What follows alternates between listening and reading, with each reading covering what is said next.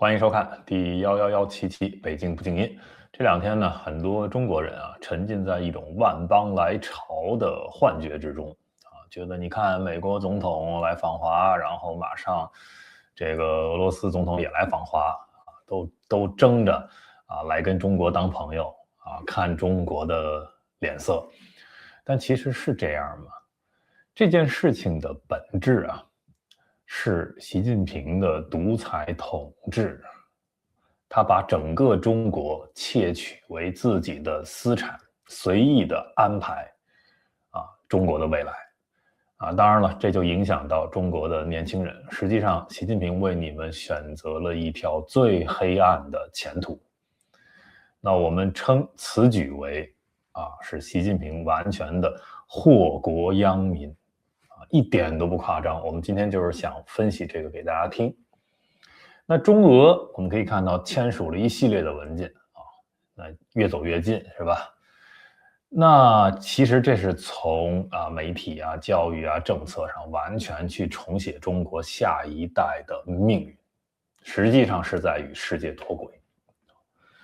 那这一次中俄会谈最重要的我们看是一种制度性的绑定，对吧？中美的会谈更像是降温谈一谈风控对吧？维持一个互相的接触。但中俄就不是了在铁路、能源、科研、媒体、教育、青年政策多个系统同时对接。那真正值得警惕的不是其中某一份文件，而是这些文件组合起来形成了一个新的结构，就是它不一定是现在就能影响每一个中国人的日常生活，但它一定是能影响未来的年轻人你所处的一种制度环境一种资讯环境和最终你的人生方向。那这一串文件加在一起，其实这已经不是单纯的说中俄关系继续变热，更深远的影响是中国年轻人你的那个世界坐标正在被重新的校准。就是你当然了，你还是可以用这些全球的品牌你可以看全球的这些娱乐内容对吧？但是教育的路径、资讯的来源以及你对于整个世界、对于你的人生、对于你的职业的所有这些想象都在被习近平和中共裹挟着把你推入了另一套系统。我们看看3层脱轨。第一层是资讯脱轨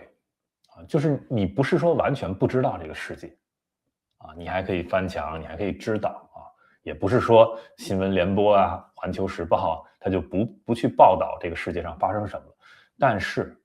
加上中国加上俄罗斯一整套系统对接之后，它给你的是一个被重新剪辑过的它引导着你去认识的一个平行世界，很像但是不一样。第二层是一种能力脱轨就是我们知道现在真正的全球化你需要英文的能力你需要这些使用 AI 的能力。那但是中国有自己的一套东西对吧？有自己的一套封闭的一套 AI 的体系，然后并且这个比较排斥英文，对吧？那么包括你还要有这个跨文化的这种沟通交流能力，以及呢你理解整个国际规范是什么的这些意识，这些东西都是中国年轻人所欠缺的不是因为他们懒惰，而是因为被这个党国这个体系加上防火墙这么多年的熏陶造成的。所以这一套封闭系统，那他还当然了要继续的去教育年轻人，继续培养所谓的人才。那是什么样的一种适应能力呢？是中俄的一个封闭体系内的人才。那么最终影响第3层想象力的脱轨你不是看不见世界但是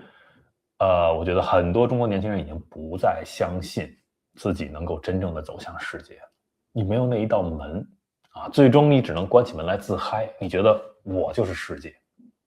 中国加上俄罗斯，我们这个就是世界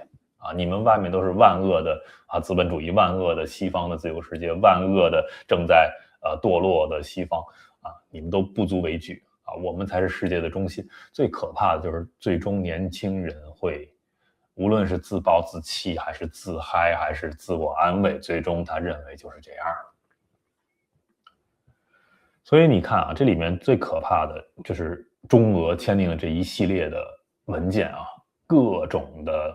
对接对口啊，锁死成一个封闭系统。比如说教育合作，教育决定什么，年轻人学什么啊，跟谁交流，对吧？在哪里交换信息，以什么样的人为偶像为榜样，都在深刻的影响啊。媒体合作，那决定年轻人你能看到什么样的世界。以及听见谁在解释这个世界。同一个事件，你不同的价值观、不同的意识形态、不同的解释、不同的媒体是不一样的。文化、电影、青年政策、高校合作，就把所有这一切的转向变成你日常生活的一部分。所以一张铁幕啊，不是突然砸下来的，不是一份文件或者修一条铁路啊，建一所学校。它这一套叙事是慢慢编织出来的，而且我们看到这张编织的大网现在已经有足够大了。谁主导的？谁推动的？记住这个名字，习近平。祸国殃民的就是他。我们看看这些文件啊，所谓的官方成果。中华人民共和国和俄罗斯联邦关于进一步加强全面战略协作、深化睦邻友好合作的联合声明。跟美国没有什么联合声明。还有第二份中华人民共和国和俄罗斯联邦关于倡导世界多极化和新型国际关系的联合声明，就是他们有自己的一套叙事呀，影响这个世界。那当然了，这些炮灰、这些根基就是中国，可能也包括俄罗斯的这些年轻人。城市铁路核聚变，关于在城市发展领域合作的谅解备忘录。共同建设满洲里后贝加尔跨境铁路1435毫米轻轨2线的协定。中华人民共和国科学技术部与俄罗斯国家原子能集团公司关于可控核聚变领域科技合作的谅解备忘录。接着贸易、工业、海关支持开放贸易，什么多边主义的联合声明。什么各种工业品的什么可持续贸易的谅解备忘录，海关什么干部教育培训合作的谅解备忘录。接着检疫、监管、知识产权这就不念了具体的大家自己都能看到在网上。核能、电影党校全方面的文化教育宣传以及这个经济和国家行政学院的什么联合活动计划。接着看重点的媒体系统的合作。人民日报社与俄罗斯联邦的塔斯社合作协议。这个中国日报社与这个俄罗斯的国家媒体集团新闻交流与合作协议。新华社与这个俄罗斯联邦的这个塔斯社关于举办建立合作关系70周年系列活动的备忘录。媒体全方面的合作叙事狼狈为奸。所以你在国内能看到什么样的新闻？你能看到什么样的对于世界的正确的认识和解读？中央广播电台也是与这个俄罗斯这边深化纪录片和专题报道合作的协议。清华大学与圣彼得堡国立大学关于共建中俄创新研究院的合作备忘录。北京大学俄罗斯物理技术学院关于人才联合培养与科研合作的战略伙伴关系协议。哈尔滨工业大学与圣彼得堡国立大学关于共建中国俄罗斯卓越工程师学院项目的协议。还有这个科学技术部与这个俄罗斯这边经济发展部关于创新领域合作的谅解备忘录。能源局与那边的能源部的一个合作。还有太多了，我已经不想念了，太多了，太可怕了你看看这么多，签了这么多的东西，都是要去做的呀，一项一项推进，影响未来的5年、10年、15年、20年，一代人、2代人。的中国人的认知，毁了，这就是完全毁了的前奏。高校合作啊，不惜念了啊，念了生气。你看，青年政策，南开大学啊，四川大学啊，北京外国语大学，华东师范大学，复旦大学。所以这不是冷战式的那种一夜断裂，而是习近平选择啊，中国的制度、媒体、教育、技术与青年政策的一个整个的一个合围，无所遁形，全面的跟这个落后的俄罗斯的这一套东西对接。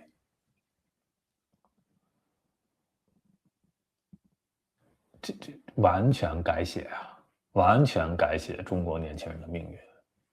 所以表面上看，你现在的这些中国年轻人啊，好多所谓的弄潮儿，还翻墙，还